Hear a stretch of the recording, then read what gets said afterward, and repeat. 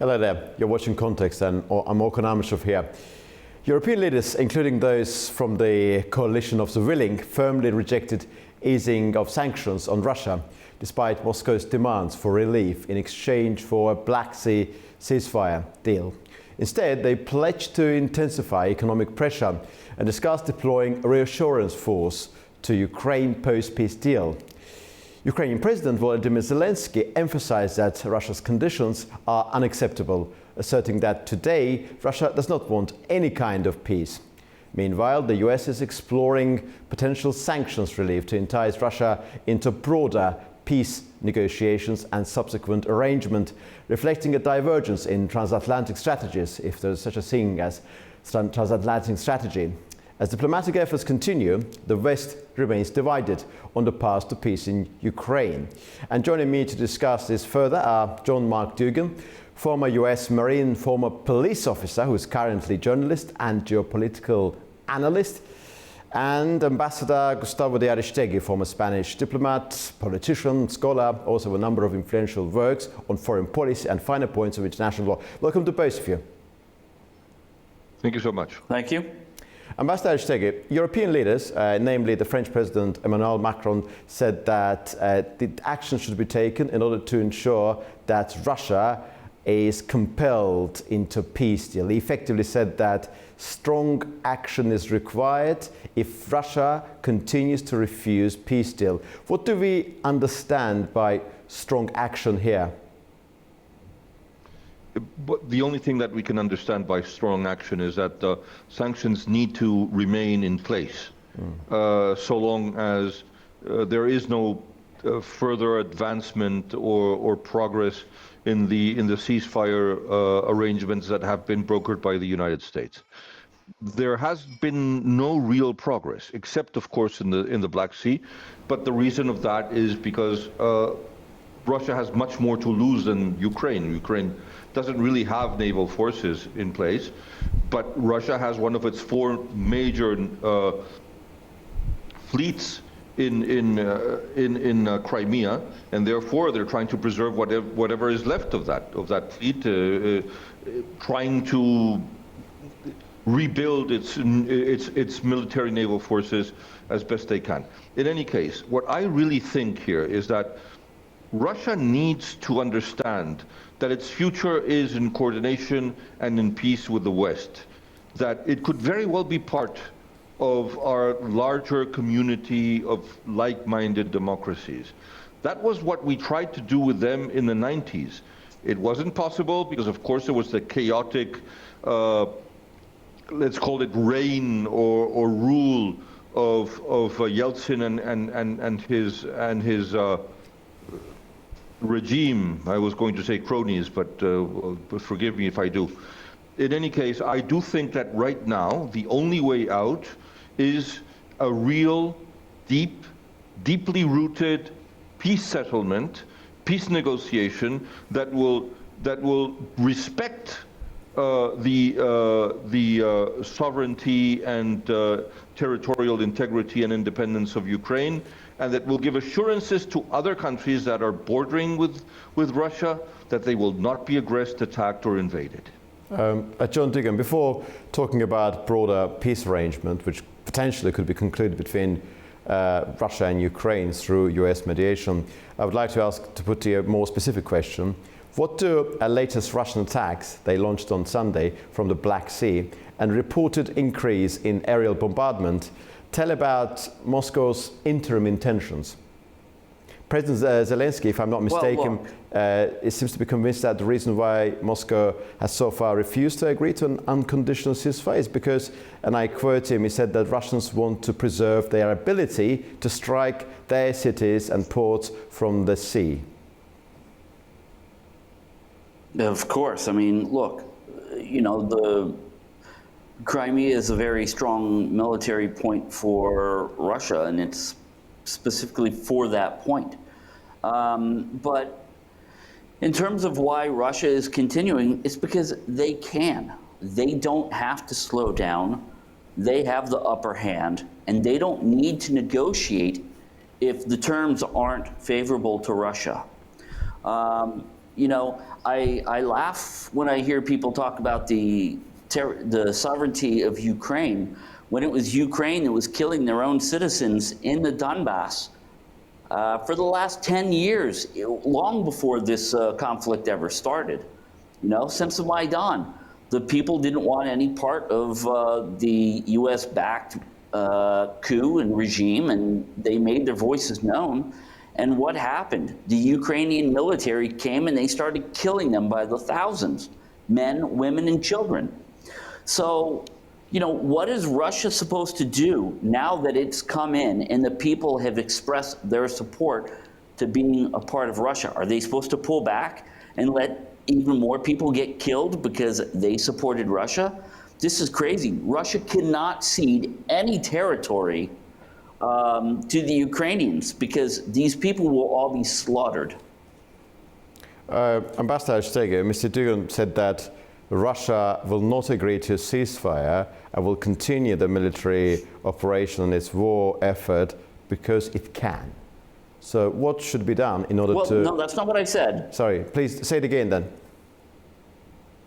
I said they won't cease unless the terms are favorable to Russia. Is that what you said? You said that, I think you used the word because they can. Sorry, I might have misunderstood. Because they can. I might have misunderstood. Yeah. Yes. So, Ambassador Steger, you heard what Mr. Dugan said. What's your reflection on that? Well, I can see very well what the background of my interlocutor and colleague here on the screen has and where it comes from. But diplomacy, politics, geopolitics, and geostrategy are not what he seems to be describing. Not a game of I am going to put on the table my demands, and these demands are going to be 100, and I am not going to accept anything but 100. There is no 100-0 game in geopolitics and in negotiations. While people like me or other people, I mean, I have a 36-year-long career in different places, and I have lived through every war one can imagine for somebody that is a civilian and not a military, even before I was a diplomat. I've lived in Libya, I've lived in Jordan, I've lived in Iraq. I know exactly what war means. And normally it is the warriors that are the biggest pacifists because they know what the cost of war is. And only the noblest of warriors are those that try their best to achieve peace. Those that don't are warmongers, exactly what they are accusing the European Union of being. And, you know, there's not the possibility of 550 million people, which is the total population of the European Union, having become crazy and all wanting to wage war against Russia at no matter what cost and for whichever historic reasons that have been betrayed. That is not credible, it is not true, and it has no historic base. When two countries like Sweden and Finland that have been neutral for decades. Of course, yes, Finland was neutral because it was imposed on them by the Soviet Union. And let's not forget that this regime is the successor of the Soviet Union, no matter what anybody can say. It is the successor of the Soviet Union. The president of the Russian Federation was a KGB officer. And he has those convictions and has that formation. But when a country like Sweden, that had in its DNA the very fact of being neutral, decides to switch strategy and join NATO, it's because they do feel threatened. You earlier said that Russia will not agree. You clarified your own statement. You said that Russia will not agree to any deal unless it gets favorable terms. What are those favorable terms in the context of ceasefire? Well, the favorable terms are they want the land east of the Dnepr River. And the people want to be Russian citizens there. And in terms of what this guy is asking about my credentials, I've been there 15 times. I've spoken to the people. I've been on the front lines. I've brought humanitarian aid to people trapped in basements, and I've had a lengthy conversation with hundreds of them, and they all want the same thing. They all want protection from Russia because they saw what the Ukrainian military did to them. So, you know, look, my colleague here says that there has to be room for a negotiation, but when Russia's holding a straight flush and you know, Ukraine's holding a pair of twos, I mean, there doesn't have to be much of a negotiation. And Mr. Dugan, we know that the delegation from Ukraine is currently on the way to the United States to discuss minerals deal with US officials. And what is your feeling about that deal? Is it a source of concern for Russia? Well, do you think Donald Trump on a number of occasions said that we will not provide boots on the ground, but we will have this deal, and deal will be a good enough security guarantee for Ukrainians for the time being? What do you make of that? Yeah, I think it would be wonderful for all the countries, and I'm going to tell you why. It'll be a guarantee that for Russia that the West isn't going to be messing around. It's going to be a guarantee to the West that Russia won't be messing around, and it will be guaranteed. It will be a guarantee to the Ukrainian people that their country will be protected. So I think it's good on all fronts, and I really think Zelensky should take the deal. What do you make of this dichotomy, this differences when it comes to coalition of the willing, led by the United Kingdom and France mostly, and the Trump administration? Trump administration is evidently trying to lure Russia into some sort of deal, talking about sanctions relief, whereas the rhetoric employed in London and Paris is quite different. They're talking about escalating those measures further and effectively forcing Russia into some form of submission in order to accept deal on Ukrainian terms. What do you make of this chasm, which is so obvious and so unexpected in many ways?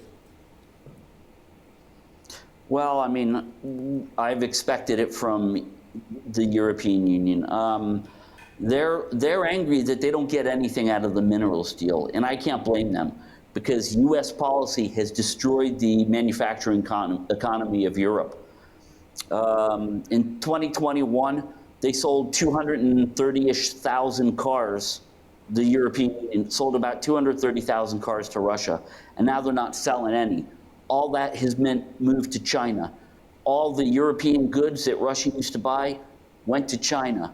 The EU economy is just tanking, and they're not getting anything out of this minerals deal. And I don't blame the leaders for being angry, because they followed the direction, stupidly, of the United States politicians from the last administration. And, you know, of course, they want to try to push something, to try to get something, anything they can, to explain to their citizens why it wasn't all for naught. But I think this tariffs idea from Trump, 500%, any countries on any countries that are still doing business with Russia. What the United States got $400 billion worth of goods from China last year. What is that going to do to the United States economy? It's going to crush it. I mean, they can't do it. Ambassador Steger, we earlier talked about a number of things, and also about the fact that Ukraine's delegation is currently on the way to the United States to discuss this minerals deal. What do you make of the negotiations, and do you think minerals deal will provide some sort of guarantee for Ukraine? Well, for me, for Ambassador Steger. Sorry. There's two different aspects here. One is, I was listening to Mr. Dugan say that the Europeans were not going to get anything about the minerals deal. There was never an intention by the European Union to get anything out of the minerals of Ukraine. It was mostly because on top of everything, a part of those minerals are under the feet of the Russian invaders of the part of Ukraine that has been illegally annexed. This said, recently in Norway, which is a NATO country, some of the most important findings in minerals have been actually confirmed. Some of the most important reserves of phosphates, which, as you know, it's not just for food security and for fertilizers, but the new generation of car batteries and industrial-sized batteries are going to be made of phosphates. It's going to notably reduce the weight and size of car batteries of electric vehicles, which was supposed to be the monopoly of the Chinese and the Chinese technology. The second thing that they have found in Norway is a huge amount of titanium. Already the Norwegians are supplying the world with 10% of the needs of the world and consumption of titanium, which is essential, as you know, for aerospace, defense, and space industries. And finally, they have found vanadium, which is extremely important for two reasons. One is to make, to produce steel, and the second is because the industrial-sized batteries that are going to stabilize the grid and is going to make, let's call it, renewable energies viable and sustainable is exactly vanadium. And this is also the reason why the European Union doesn't really need the minerals of Ukraine. We have enough of our own. A different thing is the bullyish approach of President Trump about Greenland and the mineral wealth of that country. That is a territory that is linked as an autonomous province, as an autonomous territory, to the Kingdom of Denmark, that is part of the European Union and NATO, and a staunch ally of the United States. And that was a very, very, very brave country. And I want to underline that, no matter how small it may be, very brave country in every single war it has participated in, including the fight against Nazism to free the world of that oppression. And they were also extremely effective. You probably participated in Afghanistan. I don't know your CV, sir, but probably you were there. And you will know that the special forces of countries like Sweden, Norway, or Denmark were exceptionally brave and effective, and were extremely well connected and coordinated with the United States Special Forces. Lastly, we need to understand that this is not all about politics, and this is not all about the economy. This is about peace, stability, and respecting the Charter of the United Nations. Chapter 7 of the Charter of the United Nations establishes very clearly that anything that goes against peace, stability of the world is an essential part of of Chapter 7. Any nation, no matter who, including Russia, that does not respect Chapter 7, even if they are permanent members of the Security Council, are trampling on and insulting, if I may say the word, the spirit itself of the United Nations and the Charter of the United Nations, that they want to make believe that they're respecting. And this said, I have been extremely positive in my first intervention in this program. We are still convinced that a reasonable peace and a reasonable relationship with Russia, with the Russian Federation, is possible. Expansionism, aggressiveness from the part of Russia or China is not acceptable. One may think that because the European Union does not have a huge army, which is not true, that we do not have nuclear forces, only France and the United Kingdom have. Everybody else, including my own country, don't have nuclear forces because we deliberately and voluntarily renounced in the 70s not to have them, as was the case of Ukraine, by the way. In any case, some of the most important allies of the United States, like Korea and Japan, are being severely and sincerely hurt in their economic interests by these tariffs, and this is another way of waging war, and they have done exactly the opposite of what the United States seemed to want, which was isolating China. They have signed a free trade agreement with China, Korea, Japan, and China. Bravo for those visionary strategists. Ambassador Steger, before turning to Mr. Dugan, I would like to ask you very briefly about the jurisdictional part of the story. I'm putting this question to you as an international lawyer. You talked about Chapter 7 and so forth. Mr. Dugan earlier said that Russia has not yet achieved its fundamental objectives in terms of ceasefire, and you talked about territorial gains, effectively mentioned a certain section of Ukraine, which must be under, according to his view, according to Russian view, under Russian control. How the jurisdictional aspect of this mineral steel will be addressed, bearing in mind that some of those resources are under Russian control now? Because the minerals that you're referring to are both under Ukrainian-controlled land and Russian-controlled land. I'm asking you, what the Ukrainians Russian, are sorry, will the Russian wanting control or guessing or hoping for? Sorry, what I'm trying to clarify, will there be Ukrainians, recognition for their will this occupation of sovereign Ukrainian territories will be legitimized by this deal, or no? Okay. No. Under international law, there is something that is very clear, which is the administration power. To accept that a country has the upper hand or the control over a territory doesn't mean that you are recognizing sovereignty.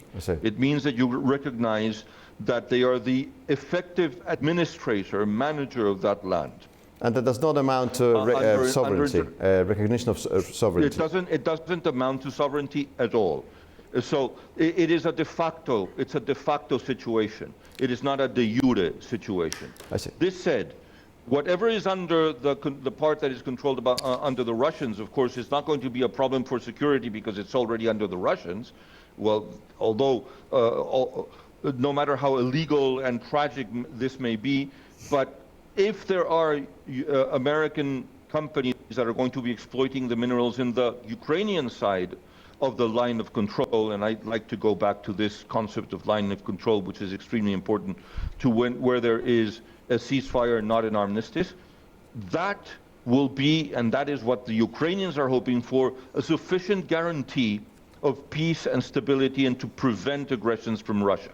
So what is a line of control? This exists in many places where countries do not accept each other's claims for territorial gain or the borders that have been traced or designed.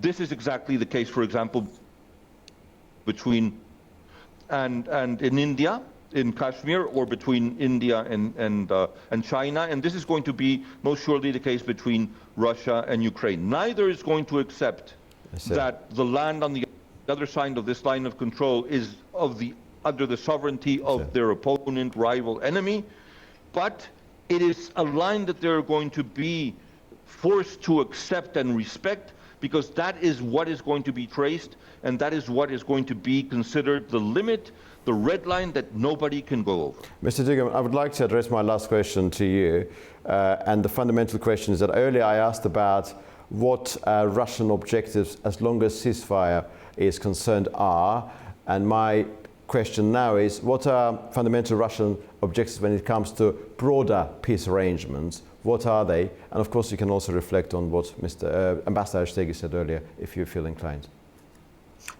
Yeah, sure. You know, it's interesting he brings up Chapter 7.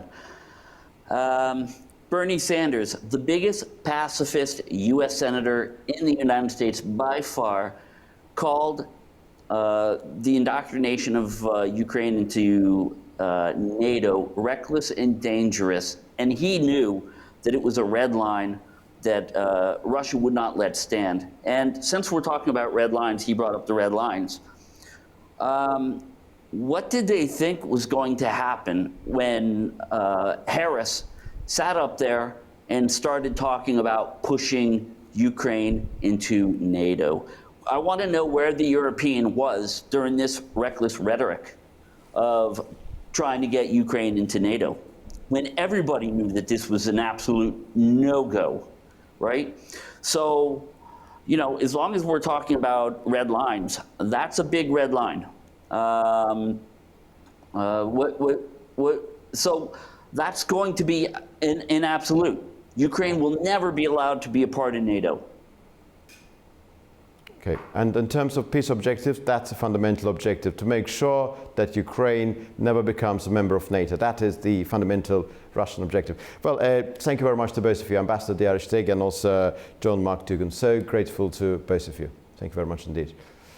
Thank you. Thank you. Thank you. Unless you want to add anything, I was under the impression that you finalized your part, sir.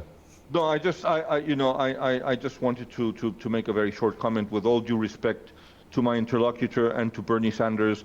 Bernie Sanders is somebody whose radical ideology from the extreme left is well known in the United States and the rest of the world. I wouldn't dare qualify him as a pacifist. I don't know any communist, Marxist, Leninist who is a pacifist. That is all I wanted to say. Yes. Thank you very much to both of you indeed. Thank you very much to both of you. We conversed with Ambassador Gustavo Diaristegi, former Spanish diplomat, scholar, politician, author of many influential books on foreign policy and finer points of international law, and John Mark Dougan, former US Marine, former police officer, who is currently a journalist and geopolitologist. Thank you very much indeed to both of you. We discussed the latest circumstances enveloping the negotiations on Ukraine, positions maintained by different parties, and also we have reflected on what is to come next. Thank you very much and see you very soon.